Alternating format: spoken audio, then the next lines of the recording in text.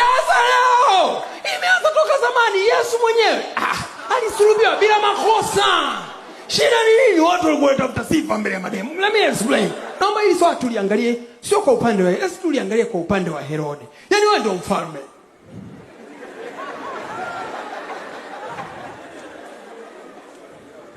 Wewe ndio mfalme na enzizo ukiwa mfalme, maana yake ni wewe ndio kila kitu. Au sio? Madamu anataka uelewe wewe. Hapo unatokea mchizi tena. Anagaga samaki na mikate.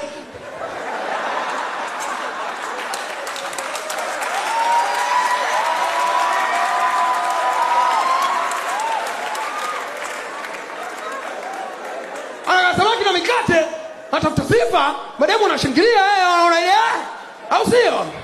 Wanaanza kumuita bwana wangu Yesu. Wewe kama Herode unaichukuliaje? Sema mimi mwenyewe nilipomkubali Yesu nini naye, kwa sababu ni mwamba kuondoka kinyama, kuondoka kinyonge, naye wamembebesha msalaba. Kuna wanapambanuka nao anatembea nao, ni wakaja kina Maria Magdalena, wanawake na mademu kibao wakilia, akamwambia sikia, lilieni nyie na familia zenu, mimi niko fresh mbona.